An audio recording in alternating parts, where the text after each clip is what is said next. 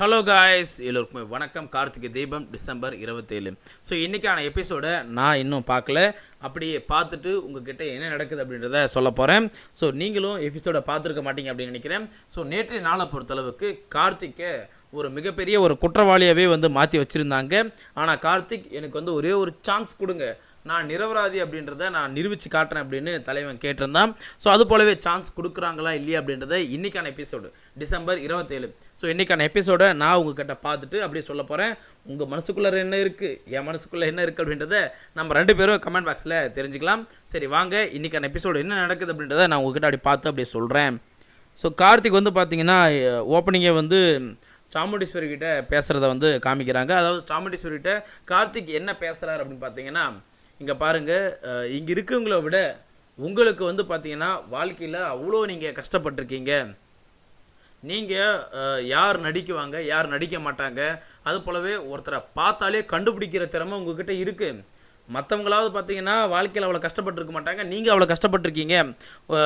ஒவ்வொரு ஆம்பளையும் நீங்கள் நம்பாத காரணம் எனக்கு என்னன்றது தெரியும்.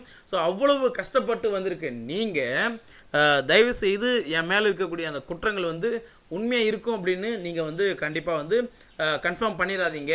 ஏன்னா நீங்கள் அந்தளவுக்கு கஷ்டப்பட்டிருக்கீங்க. ஸோ அப்படின்னும் போது யார் பக்கம் நியாயம் இருக்குது, யார் பக்கம் தப்புகள்லாம் இருக்கும் அப்படின்றத உங்களால் கண்டுபிடிக்க முடியும்.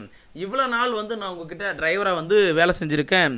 ஸோ இவ்வளோ நாளாக உங்ககிட்ட நான் டிரைவராக வேலை செஞ்சுருக்கேன். ஒரு நாளாவது இவன் திமிரு பிடிச்சவன் அப்படின்றத தாண்டி இவன் சொத்துக்கெலாம் ஆசைப்பட்டிருக்கான், இவன் நம்ம வீட்டு பொண்ணுங்க மேலே ஆசைப்பட்டிருக்கான் அப்படின்னு உங்களுக்கு எப்பயாவது தோணி இருக்குமா? அந்த மாதிரி எப்பயுமே தோணி இருக்காதில்ல. அப்படி இருக்கும்போது ஏன் இப்படி எல்லோரும் தப்பு சொல்கிறாங்க அப்படின்னா அதை நம்புறீங்க? உங்களுக்குன்னு சொல் புத்தி இருக்கும் இல்லையா, சுய புத்தி. ஸோ அதெல்லாம் நீங்கள் யோசிச்சு பாருங்கள். நான் நல்லவன் அப்படின்னு கார்த்திக் சொல்கிறாரு.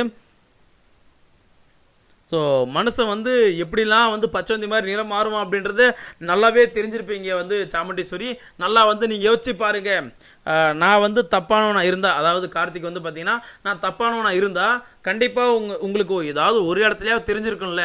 ஆனால் பார்த்தீங்கன்னா ஒரு இடத்துல கூட பார்த்தீங்கன்னா நான் கெட்டனா உங்களுக்கு தெரிஞ்சிருக்காது. ஏன் என்னை நம்ப மாட்டேங்கிறீங்க அப்படின்ற மாதிரி தான் கார்த்திக் கேட்குறாரு.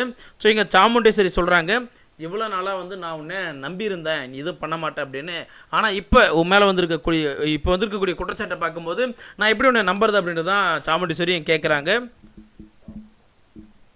ஸோ கார்த்திக் பார்த்தீங்கன்னா இதுக்கு முன்னாடி நடந்த ஒரு நிகழ்வை சாமுண்டீஸ்வரிக்கு ஞாபகப்படுத்துகிறாங்க. என்னன்னு பார்த்தீங்கன்னா, பல வருஷங்களுக்கு முன்னாடி சாமுண்டீஸ்வரி உங்களுடைய அம்மா மேலே பார்த்தீங்கன்னா கோயில் நகையை திருடிட்டாங்க அப்படின்னு ஒரு திருட்டு பட்டம் சுமத்தினாங்க. ஆனால் நகையை திருடுனது வேற ஆள், ஆனால் பழி என்னமோ உங்களுடைய அம்மா மேலே தான் விழுந்தது. அன்னைக்கான சூழ்நிலையில் யாருமே உங்களுடைய அம்மாவை நம்பலை, திருடி அப்படின்ற மாதிரி தான் பட்டத்தை சுமத்தினாங்க.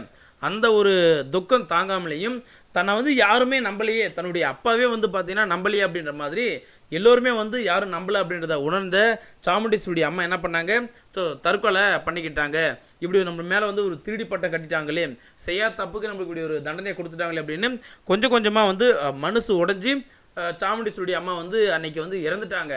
அன்னைக்கு சாமுண்டீஸ்வரியுடைய அம்மாவுக்கு யாராவது ஒரு ஆள் சான்ஸ் கொடுத்துருந்தா, அதாவது பார்த்தீங்கன்னா நான் நீ திருடிக்க மாட்டேன் அப்படின்னு நினைக்கிறேன், ஸோ உன் பக்கம் ஒரு சில நியாயங்கள் இருக்குது, ஸோ அதனால் நீ திருடிக்க மாட்டேன் அப்படின்றதுக்கு நிரூபிக்க நான் உனக்கு டைம் கொடுக்குறேன் அப்படின்னு எங்கள் அம்மாவுக்கு சான்ஸ் கொடுத்துருந்தா, அதாவது சாமுண்டீஸ்வரி அம்மாவுக்கு சான்ஸ் கொடுத்துருந்தா அன்றைக்கி சாமுண்டீஸ்வரி அம்மா இறந்துருக்க மாட்டாங்களே. ஸோ அன்றைக்கி சான்ஸ் கொடுக்காதனால தான் நீங்களும் பார்த்தீங்கன்னா சிவனாடியுடைய அப்பாவை வெட்டி கொன்னீங்க. ஏன்டா இப்படி எங்கள் அம்மா மேலே திருட்டுப்பட்ட கட்டினேன், எல்லாமே நீ தான் காரணம் அப்படின்னு நீங்கள் அன்றைக்கி முடிவு எடுத்தனால தான் அன்றைக்கி அப்படி ஒரு சம்பவம் நடந்தது. அது போல தான் அன்றைக்கி சான்ஸ் கொடுத்துருந்தா அப்படி நடந்திருக்காதுல்ல. அதாவது சாமுண்டீஸ்வரியுடைய அம்மாவுக்கு ஒரே ஒரு சான்ஸ், நீ தப்பு பண்ணியிருக்க மாட்டேன் அப்படின்னு சான்ஸ் கொடுத்துருந்தா அன்றைக்கி இப்படி நடந்திருக்காது. ஆனால் சான்ஸ் யாரும் கொடுக்கல. அது போல தான் கார்த்திகாகி இன்றைக்கி எனக்கு அதே சூழ்நிலையில் தான் நானும் இருக்கிறேன். சாமுண்டீஸ்வரி உங்களுக்கு கண்டிப்பாக இந்த ஒரு நிலைமை உங்களுக்கு தெரியும். அன்றைக்கி திருட்டுப்பட்ட கட்டின அதே திருட்டுப்பட்ட மாதிரி தான் எனக்கு இன்றைக்கி எனக்கு கட்டுறீங்க. ஸோ எனக்கு ஒரு சான்ஸ் கொடுங்க, அன்றைக்கி பண்ண அதே தப்பை நீங்கள் பண்ணிடாதீங்க அப்படின்னு கார்த்திக் கேட்குறாரு. ஸோ திரும்ப கார்த்திக் அதை தான் கேட்குறாரு, எனக்கு ஒரே ஒரு சான்ஸ் கொடு சாமுண்டீஸ்வரி, எனக்கு ஒரே சான்ஸ் கொடுங்க, அன்றைக்கி உங்கள் அம்மா மேலே பண்ண தப்பை அதை இன்றைக்கும் அதே பண்ணிடாதீங்க அப்படின்னு கார்த்திக் கேட்குறாரு. ஸோ சாமுண்டீஸ்வரி பார்த்தீங்கன்னா திரும்ப அதாங்க சொல்கிறாரு, அதே ஒரு சூழ்நிலை தாங்க இப்போ நடந்துக்கிட்டு இருக்கு. என் மேலே இப்படி ஒரு இப்படி ஒரு திருட்டு பட்டத்தை கடத்துறாங்க, திருட்டு பட்டத்தை கட்டுறாங்க, தயவு செய்து கொஞ்சம் யோசிச்சு பாருங்க அப்படின்ற மாதிரி தான் வந்து கார்த்திக் திரும்ப திரும்ப சொல்கிறாரு. ஸோ கார்த்திக் சொல்கிறத சாமுண்டீஸ்வரி வந்து கொஞ்சம் கொஞ்சமாக யோசிச்சு பார்க்குறாங்க. அதாவது பார்த்தீங்கன்னா முன்னாடி நடந்திருக்கும் இல்லையா, தன்னுடைய அம்மாவுக்கு ஏற்பட்ட அநீதி, அதெல்லாம் வந்து நினச்சி பார்க்குறாங்க. ஆமாம், என்னுடைய அம்மாவுக்கு அன்றைக்கி வந்து பார்த்திங்கன்னா யாராவது ஒரு ஆளாவது உண்மையில் நம்பிக்கை இருக்குது அப்படின்னு ஒரு நம்பிக்கையை கொடுத்து ஒரே ஒரு சான்ஸை கொடுத்துருந்தாங்கன்னா அன்றைக்கி வந்து எங்கள் அம்மா உயிரோடு இருந்திருப்பாங்க. அன்றைக்கி வந்து எங்கள் அம்மாவுக்கு ஒரு சான்ஸ் கூட கிடைக்கல. அது போல் தான் கார்த்திக்கும் அதே நிலைமையில் தான் இருக்கான் அப்படின்றத சாமுண்டீஸ்வரி வந்து பார்த்திங்கன்னா கொஞ்சம் கொஞ்சமாக உணர்றாங்க. ஸோ இன்றைக்கான சீரியல் பார்க்க நல்லாவே தாங்க இருக்குது. நேற்று மாதிரிலாம் வந்து பார்த்திங்கன்னா என் தலைவன் கார்த்திக் யாரும் அவமானப்படுத்தலை. ஸோ நல்லா தான் போய்கிட்டு இருக்கு. ஸோ கார்த்திக் சான்ஸ் தான் கேட்குறாரு, எனக்கு ஒரே ஒரு சான்ஸ் கொடுங்க, இங்கே இருக்கக்கூடிய யார் அந்த தப்பை செஞ்சாங்க, குற்றவாளி யார் அப்படின்றத நான் கண்டுபிடிக்கிறேன், எனக்கு வந்து ஒரே ஒரு சான்ஸ் கொடுங்க அப்படின்னு கேட்குறாரு. ஸோ கார்த்திக் வந்து என்ன சொல்கிறாருன்னா, என் மேலே இப்படி நீங்கள் வந்து இப்படி சுமத்திருக்கக்கூடிய குற்றத்தை நான் வந்து அப்படி பண்ணலை அப்படி நிரூபிக்கணும் அப்படின்னா, அது போலவே இங்கே இருக்கக்கூடிய சூழ்ச்சி வலையில் எவன்லாம் வந்து சூழ்ச்சி பண்ணியிருக்கான் அப்படின்றத நான் வந்து கண்டுபிடிக்கணும் அப்படின்னா எனக்கு கொஞ்சம் டைம் கொடுங்க. எனக்கு ரொம்ப நாளாக வந்து நான் வந்து உங்கள் குடும்பத்தில் இருக்க விரும்பலை, எனக்கு கொஞ்சம் குறிப்பிட்ட காலங்கள் கொடுத்தாலே போதும், யார் அந்த தப்பெலாம் செஞ்சா அப்படின்றத நான் கண்டுபிடிக்கிறேன் அப்படின்றத கார்த்திக் சொல்கிறாரு.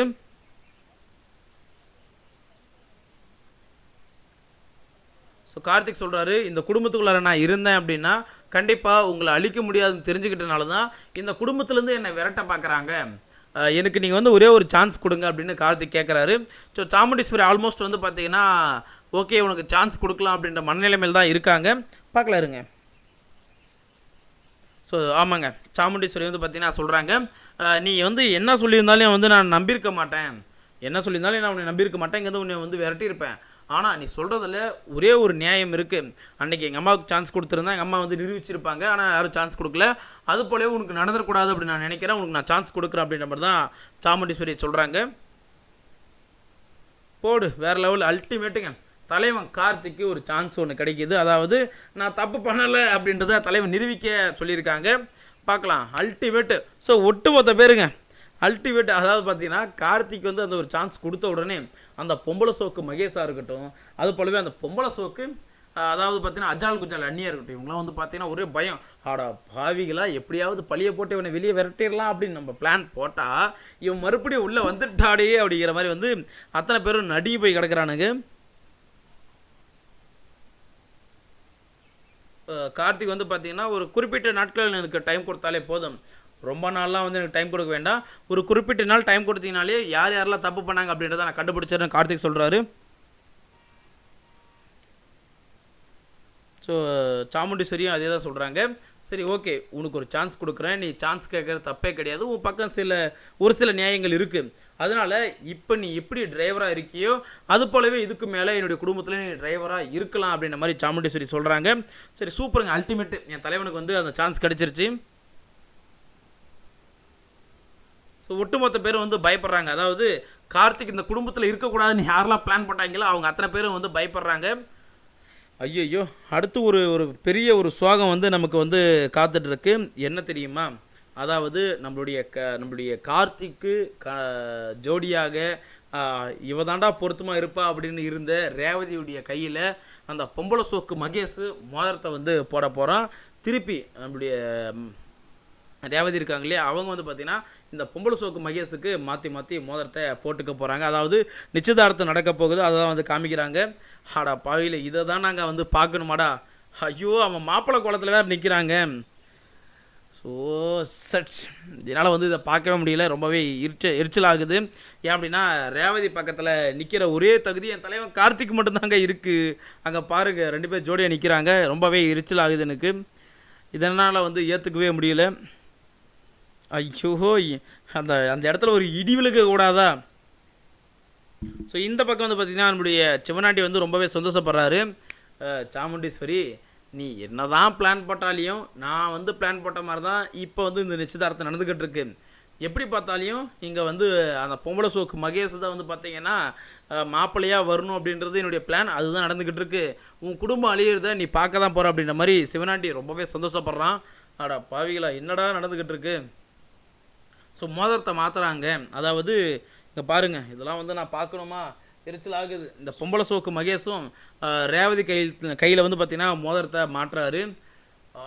காண்டாகுதுங்களேன், ரொம்ப கடுப்பாகுது. இதை வந்து இந்த ஒரு சீன் வரப்போ மட்டும் கண்ணை மூடிக்காங்க, அவ்வளோ அந்தளவுக்கு காண்டாக இருக்குது. ஸோ மாற்றி மாற்றி மோதிரத்தை போட்டுக்கிறாங்க. அதாவது பார்த்திங்கன்னா ரேவதி வந்து பார்த்திங்கன்னா இப்போ அந்த பொம்பளை சோக்கு மகேஷுக்கு மோதிரத்தை போட்டு விட்றாங்க. அடேய் அந்த நாய் அண்ணி அண்ணி அப்படின்னு சொல்லிட்டு அவன் பண்ணக்கூடியது எல்லா வேலையும் செஞ்சுக்கிட்டு இருக்கான். அந்த ஒரு புறம்போக்கா வந்து என்னுடைய தலைவி கையில் வந்து மோதிரத்தை போடணும். ஷர்ட்டு ரொம்பவே கடுப்பாக இருக்குங்க. ஏங்க இப்படியாங்க நடக்கணும்? என் தலைவன் வந்து எப்பேற்பட்ட ஆணழக. முன்னாடி பார்த்தீங்கன்னா எப்பேற்பட்ட ஒரு தீபா அப்படின்ற ஒரு நல்ல பொண்ணுக்கு ஒரு கணவனாக இருந்தார். அப்பேற்பட்ட என் தலைவனுக்கு இப்படியா நடக்கணும்?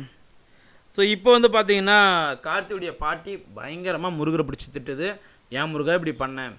என்னுடைய பேரன் தான் வந்து மாப்பிள்ளையாக வரணும் அப்படின்னு உங்கள்கிட்ட சொல்லிக்கிட்டு இருந்தேன்.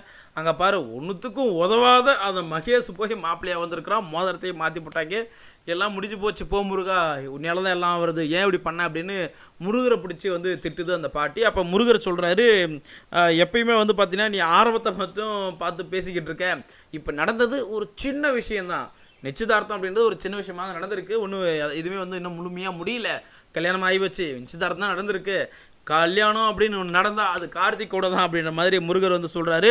ஸோ நீ வந்து அதெல்லாம் நினச்சி பயப்படாத, தைரியமாக இரு அப்படின்னு முருகர் சொல்கிறாரு. அதாவது பார்த்தீங்கன்னா தர்மத்தின் வாழ்தனை சூதுக்கவும் மீண்டும் தர்மமே வெல்லும் அப்படின்ற மாதிரி முருகர் சொல்கிறாரு. நீ வந்து இப்போ நடந்துக்கிறதெல்லாம் வந்து நீ வச்சு பெருசாக எடுத்துக்காத. கல்யாணம் அப்படின்னா கண்டிப்பாக வந்து நம்மளுடைய கார்த்திக் தான் அப்படின்றத முருகர் சொல்கிறாரு. ஓகே இருந்தாலையும் அந்த பொம்பளை சோக்கு மகேஷ் மோதிரத்தை பார்க்குறத எங்களால் பார்க்க முடியலையே. ஸோ இப்போ முருகர் சொல்கிறாரு, இவ்வளோ நேரம் கார்த்திக்கு எதிராக வந்து பார்த்திங்கன்னா இவ்வளோ அநீதி வந்து நடந்துச்சு. அத்தனை பேரும் கார்த்திகை வச்சு பொழந்தானுங்க. இது பூரா அவங்களுக்கு சாதகமாக இருந்தது. ஆனால் இதுக்கு மேலே கார்த்திக் வந்து ஆட்டத்தை நடத்த போகிறான். இதுக்கு மேலே இது கார்த்திகுடைய ஆட்டம். தலைவன் வந்து அத்தனை பேரையும் வச்சு செய்ய போகிறான். கார்த்திக் வந்து துணிஞ்சு இறங்க மாட்டான். ஆனால் இறங்கிட்டான் அப்படின்னா அத்தனை பேர் காலி அப்படின்ற மாதிரி முருகர் சொல்கிறாரு. எவையவெல்லாம் வந்து இந்த குடும்பத்துக்கு துரோகம் பண்ணானோ அவனை எல்லாம் கார்த்திக் தேடி அடிக்க போகிறாரு அப்படின்ற மாதிரி முருகர் சொல்கிறாரு. அல்டிமேட்டுங்க. அதாவது கார்த்திக் வந்து அடுத்து ஆட போகிற ஆட்டத்தில் எதிரி பூரா தவிடுபடி ஆக போகிறாங்க அப்படின்ற மாதிரி முருகர் சொல்கிறாரு. ஸோ நிச்சயதார்த்தம் வந்து நீ வந்து பார்த்து நீ வந்து ஃபீல் பண்ணாத. கல்யாணம் ஒன்று நடந்தால் அது வந்து கார்த்திக் கூட தான். நீ வந்து பயப்படாத, தைரியமாக இரு அப்படின்னு சொல்கிறாங்க முருகர் சொன்னதும். ஸோ அடுத்து பார்த்தீங்கன்னா நிச்சயதார்த்த மேடையில் எல்லாம் முடிஞ்சது. இப்போ சாமுண்டீஸ்வரியுடைய வீட்டை வந்து காமிக்கிறாங்க. சாமுண்டீஸ்வரியை சுற்றி வந்து பார்த்திங்கன்னா ஒட்டுமொத்த குடும்பனுடைய உறுப்பினர்கள் பூரா நிற்கிறாங்க. அங்கே கார்த்திக் வந்து பார்த்திங்கன்னா ஒரு மூலையில் நிற்கிறாரு. என்ன நடக்குது அப்படின்றத பார்க்கலாம். ஸோ கார்த்திக் வந்து பார்த்திங்கன்னா ரொம்பவே ஒரு மாதிரி சுவாகமாக நிற்கிறாரு. ஒட்டுமொத்த குடும்பமும் வந்து பார்த்திங்கன்னா சாமுண்டீஸ்வரி சுற்றி நிற்கிறாங்க. என்ன சொல்ல போகிறாங்கன்னு தெரியலையே. மண்டபத்தில் தான் அந்த அடி அடிச்சிங்க, இப்போ வீட்டுக்கு கூட்டு வந்து என்ன பண்ண போகிறாங்கன்னு தெரியல. ஸோ இந்த பக்கம் வந்து பார்த்திங்கன்னா சிவனாண்டியும் அது போல் வந்து பார்த்திங்கன்னா சிவனாண்டியுடைய பொண்டாட்டி வந்து மண்டபத்திலே ஒன்று இருக்காங்க. 2 பேர் வந்து பேசிக்கிறாங்க. ஸோ சிவனாண்டியுடைய பொண்டாட்டி வந்து சொல்கிறேன், என்னங்க இப்படி தப்பு பண்ணிட்டீங்க? சிவனாண்டி ஜெயிக்கணும், சாமுண்டீஸ்வரி வந்து வீழணும், அவள் சாகணும் அப்படின்றது தான் நம்மளுடைய பிளானே. நீங்கள் என்ன அப்படின்னா போயும் அந்த மகேஷை வந்து நீங்கள் காப்பாற்றி விட்டு இந்த நிச்சயதார்த்தத்தை வந்து இப்படி நடத்தி போட்டீங்க. இதால் நம்மளுக்கு ஒரு நஷ்டம் தானே. நிச்சயதார்த்தம் நடக்காமல் போயிருந்தால் சாமுண்டீஸ்வரிக்கு எவ்வளோ பெரிய அவமானமாக போயிருக்கும். போய் ஒரு ஆஃப்டர் ஒரு டிரைவரை போய் வந்து அவள் கிளைம் பண்ணியிருந்திருப்பா. ஸோ நம்ம வந்து அவருடைய பொண்ணு வந்து அசிங்கப்படுத்த மாதிரி இருக்கும், குடும்பத்தை அசிங்கப்படுத்த மாதிரி இருக்கும். இப்படி பண்ணிட்டீங்களே சிவனாண்டி அப்படின்னு அவங்க வீட்டுக்காரி கேட்குறா. அப்போ சிவனாண்டி வந்து சிரிச்சுக்கிட்டே சொல்கிறான், நீ தான் வந்து தப்பாக புரிஞ்சுக்கிட்ட, என்னுடைய மாஸ்டர் பிளானே வேறு. அதாவது இந்த மகேஷும் அவனுடைய அண்ணியும் வந்து பார்த்திங்கன்னா உண்மையிலேயே ஒரு உறவு கிடையாது. அவங்க வேறு மாதிரி ஒரு உறவில் இருக்காங்க. அவங்க வந்து ஏதோ ஒரு பெரிய பிளானோட தான் இங்கே ரேவதியை கல்யாணம் பண்ணவே வந்திருக்காங்க. ஸோ அவங்க என்னமோ பிளான் பண்ணிட்டு போட்டோம், அவங்கள வச்சு நம்ம பிளான் பண்ணி இந்த குடும்பத்தை அழித்து நாசமத்து போக வைக்கணும். ஸோ அதுக்கு இந்த ஒரு நிச்சயதார்த்தம் நடக்கணும் அப்படின்னு தான் இந்த பொம்பளை சோக்கு மகேஷை நான் கழட்டி விட்டேன் அப்படின்ற மாதிரி வந்து நம்முடைய சிவனாண்டி சொல்கிறாரு. இப்போ எனக்கு தேவை இந்த குடும்பம் நாசமாக போகணும் அப்படின்ற மாதிரி தான். ஸோ இங்கே வந்து ஆமாம், நல்ல வேலை, நான் வந்து கார்த்திக் வந்து மாப்பிள்ளையாக வந்திருந்தான் அப்படின்னா கண்டிப்பாக நம்மளை வந்து இந்த குடும்பத்தையே வந்து அந்தல சிந்தலையே ஆக்கி வச்சுருந்துருப்பான். துரோகிங்களை பூரா இந்த குடும்பத்தை வெளியேற்றிருந்துருப்பான். நல்ல வேலை அவன் வெளியே இருக்கிறது தான் நல்லது. சரி, ஓகே, எப்படியோ ஒன்று இந்த குடும்பம் நாசமாக போகணும் அப்படின்னு 2 பேரும் சதித்திட்டம் போடுறாங்க. அதாவது சிவனாண்டியுடைய பொண்டாட்டியும் சதித்திட்டம் போடுறாங்க. பார்க்கலாம் அல்டிமேட்டாக தான் இருக்குது. இன்றைக்கான சீரியலை வந்து நல்லா பாருங்கள், சூப்பராக தான் இருக்குது. ஸோ இருந்தாலும் வந்து சிவனாண்டி வந்து சொல்கிறாரு, இந்த மகேஷும் அது போல வந்து பார்த்தீங்கன்னா அவனுடைய அண்ணியை வந்து பெரிய கேடியாக இருக்காங்க, அவங்க மேலே ஒரு கண் இருந்துக்கிட்டே தான் இருக்கணும் அப்படின்ற மாதிரி சொல்கிறாங்க. ஆமாங்க, ரெண்டும் பெரிய ஜித்து ஜில்லாடி கேடிங்க, புறம்போக்குங்க. அது நல்லா கோவம் வருதுங்க. அந்த மாதிரி அதாவது அண்ணின்னு சொல்லிவிட்டு அந்த பையன் அவன் பண்ணுற சேட்டைகளாக இருக்கட்டும், போய் என்னுடைய தலைவிகிட்ட வந்து நிற்கிறான் பாருங்க. என் தலைவன் கார்த்திக்கு ஜோடியாக வந்த ஒரு பொண்ணுக்கிட்ட வந்து சிலிமிஷம் பண்ணிக்கிட்டு இருக்கான். ஸோ இங்கே வந்து சிவனாண்டி சொல்கிறாரு, யார் எப்படி போனால் என்ன, ரேவதி எப்படி போனால் என்ன, அந்த குடும்பம் எப்படி போனால் என்ன, எனக்கு தேவை சாமுண்டீஸ்வரி நாச்சமாக போகணும், அவள் சாகணும் அப்படின்ற மாதிரி வந்து சிவனாண்டி சொல்கிறாரு. அடா பாவியலா, ஒரு ஒரு ஒரு கொலவெறியில் இருக்கீங்கன்னு புரியுது, அதுக்குன்னு என் தலைவன் கார்த்திகை ஏன்டா இந்த அடி அடிக்கிறீங்க. ஸோ கார்த்திகை வந்து பார்த்திங்கன்னா சீக்கிரமாக அந்த குடும்பத்துலேருந்து விரட்டணும் அப்படின்ற மாதிரி தான் பேசிக்கிறாங்க. அவனை சீக்கிரமாக வந்து பார்த்திங்கன்னா அந்த குடும்பத்தில் விரட்டணும், இல்லைனா அவன் வந்து நம்மளுடைய பிளானை பூரா கொஞ்சம் கொஞ்சமாக வந்து தவிடுபடி ஆக்கிட்டே இருப்பான். அவனுக்கு ஒரு பிளானை போடணும் அப்படின்ற மாதிரி தான் வந்து பேசுகிறாங்க. ஸோ இந்த பக்கம் வந்து பார்த்திங்கன்னா சிவனாண்டியை வந்து பேசி முடிச்சிட்டாரு. அதான் பார்த்திங்கன்னா ஒரு மாஸ்டர் பிளான் போட்டு முடிச்சிட்டாங்க. இந்த பக்கம் வந்து பார்த்திங்கன்னா நம்மளுடைய கார்த்திக் வந்து குடும்பத்தை, அதாவது சிவனாண்டியுடைய குடும்பத்தை காமிக்கிறாங்க. கார்த்திக் வந்து பார்த்திங்கன்னா அங்கே நிச்சிட்ருக்காரு சாமுண்டீஸ்வரியுடைய வீட்டில். ஸோ சாமுண்டீஸ்வரி கிட்ட ஒட்டுமொத்த குடும்பமும் வந்து பார்த்திங்கன்னா சொல்லுது, அதாவது சாமுண்டீஸ்வரியுடைய மூத்த பொண்ணு, ரெண்டாவது பொண்ணு, அது போலவே கடைசி பொண்ணு, இவங்கெல்லாம் வந்து என்ன சொல்கிறாங்க அப்படின்னா, கார்த்திகை வந்து நம்ம அந்த நிச்சயதார்த்த மண்டபத்திலே வந்து அடித்து துரத்திருந்துருக்கணும், அவனை வந்து நம்ம வீட்டு வரைக்கும் கூட்டு வந்துட்டோம், அவன் மேலே எங்களுக்கு தொடக்கத்துலேருந்தே நம்பிக்கை கிடையாது, சொத்துக்கு ஆசைப்பட்டு வந்திருக்கான், அது போலவே ரேவதியை வந்து கல்யாணம் பண்ணி அவன் வாழ்க்கையை அழிக்கிறதுக்கு வந்திருக்கிறான், அவனை வந்து இப்போ கூட நம்ம வீட்டில் டிரைவராக வந்து வச்சுருக்கிறோம், அவனை வந்து இப்போ அடித்து முடிக்கிடலாம் அப்படின்னு சாமுண்டீஸ்வரியுடைய 3 பொண்ணுகளும் சொல்லுது. இந்த பக்கம் சாமுண்டீஸ்வரியுடைய கணவரும் அதே தான் சொல்கிறாரு, தம்பி கார்த்திக், இது நாள் வரைக்கும் எங்களுடைய குடும்பத்தில் ஒருத்தனாக தான் உன்னை நான் வந்து பார்த்தேன், ஆனால் எப்போ இந்த வீட்டுக்கு வரப்போகிற மாப்பிள்ளையே வந்து பார்த்தீங்கன்னா நீ தான் என்னை கடத்திட்டு போனது, அடித்து மயக்க போட வச்சு ரேவதியை வந்து நீ கல்யாணம் நினச்சதுன்னு சொல்லிட்டு மாப்பிள்ளை சொல்லும்போது நாங்கள் எப்படி வந்து நம்பாமல் இருக்க முடியும், ஏன் இப்படி பண்ண அப்படின்ற மாதிரி தான் வந்து பார்த்தீங்கன்னா சாமுண்டீஸ்வரியுடைய கணவரும் சொல்கிறாரு. ஸோ அவரும் என்ன சொல்கிறாரு பார்த்தீங்கன்னா, சாமுண்டீஸ்வரி எப்படியாவது இந்த கார்த்திக் வந்து வெளியே அனுப்பிச்சிடலாம், ஸோ இந்த டிரைவர் நம்மளுக்கு தேவையில்லை, நம்ம குடும்பத்தை கண்டிப்பாக அழிச்சிருவோம் அப்படின்ற மாதிரி வந்து ஒட்டுமொத்த பேர் வந்து பார்த்தீங்கன்னா கார்த்திக் எதிராகவே வந்து சாமுண்டீஸ்வரி கிட்ட சொல்கிறாங்க. சாமுண்டீஸ்வரி ஒரு வார்த்தை கூட இன்னும் பேசாமல் இருக்காங்க. யாருன்னா ஒரு ஆளாவது சப்போர்ட் பண்ண மாட்டீங்களாடா அப்படின்னும் போது தான் நம்மளுடைய ஹீரோயினி ரேவதி வந்து சப்போர்ட் பண்ணுறாங்க. இல்லை இதில் எந்த பக்கம் நியாயம் இருக்குது, எந்த பக்கம் வந்து தப்பு இருக்குது அப்படின்றத வந்து கண்டுபிடிக்கவே முடியல, எல்லோருக்கும் ஒரு சான்ஸ்ன்றதை நம்ம கொடுத்துதாகணும், கார்த்திக்கும் அது போல சான்ஸை நீங்கள் கொடுக்கணும், கார்த்திக் வந்து பார்த்தீங்கன்னா அவன் தப்பு பண்ணானா இல்லையா அப்படின்றத அவன் நிரூபிக்கிட்டுமே, ஏன் எல்லோரும் வந்து அவன் வெளியே போட்டு முடுக்குறீங்க அப்படின்ற மாதிரி ரேவதி வந்து பார்த்தீங்கன்னா கார்த்திக்கு சப்போர்ட் பண்ணுறாங்க. அல்டிமேட்டாக இருக்குது. இன்றைக்கி சீரியலை வந்து பார்க்காம விட்டுறாதீங்க, தயவுசெய்து சீரியலை வந்து ஃபுல்லாக பாருங்கள், அல்டிமேட்டாக இருக்குது. ஸோ ஒட்டுமொத்த குடும்பமும் எதிர்த்து நிற்க ரேவதி மட்டும் கார்த்திக்கு சப்போர்ட் பண்ணுறாங்க. ஸோ அதெல்லாம் பார்க்கும்போது அல்டிமேட்டாக இருக்குது. மோதிரத்தை மாற்றிக்கிட்டு தற்சமயம் மகேஷோடைய மனைவியாக மாறி இருக்கக்கூடிய நம்மளுடைய ரேவதி கண்டிப்பாக கார்த்திக் தான் வந்து பார்த்தீங்கன்னா மனைவியாக ஏற்பார் அப்படின்னு நினைக்கிறேன். சரி ஓகேங்க, அதெல்லாம் பார்க்கும்போது கொஞ்சம் மனசு கஷ்டமாக தான் இருந்தது. சரி ஓகே, இதெல்லாம் வந்து இன்றைக்கான எபிசோடில் நம்ம வந்து பார்த்த காட்சிகளை வந்து நான் அப்படியே உங்ககிட்ட சொல்லிட்டேன். டிசம்பர் 27 இன்றைக்கான எபிசோட வந்து என்ன நடந்தது அப்படின்றத சொல்லிட்டேன். ஸோ நீங்கள் அடுத்தடுத்த நாள் எபிசோட முன்னாடியே தெரிஞ்சுக்கணும் அப்படின்னா நம்மளுடைய சேனலை மறக்காமல் சப்ஸ்கிரைப் பண்ணிக்கோங்க. அப்போ தான் வந்து நான் உங்ககிட்ட என்ன நடக்குது அப்படின்றத உங்ககிட்ட ஓப்பனாக சொல்ல முடியும். ஸோ நீங்கள் ஏதாவது சொல்லணும் அப்படின்னா மறக்காமல் கமெண்ட் பாக்ஸில் கமெண்ட் பண்ணுங்கள். இது போல் பல வீடியோ பார்க்க மறக்காமல் நம்மளுடைய சேனலை சப்ஸ்கிரைப் பண்ணிக்கோங்க நண்பா. கார்த்திகை தீபம் அமோகமாக போய்கிட்டு இருக்கு, தலைவனுக்கு சப்போர்ட்டாக தான் போய்கிட்டு இருக்கு. பார்க்கலாம் என் தலைவன் கார்த்திக் ஜெயிக்கிறாங்களா இல்லை அந்த நரிக்கூட்டம் ஜெயிக்குது அப்படின்றத பொறுத்திருந்து பார்க்கலாம். நன்றி நண்பா. பாய் பாய் பாய் பாய் பாய் பாய் பாய் பாய்.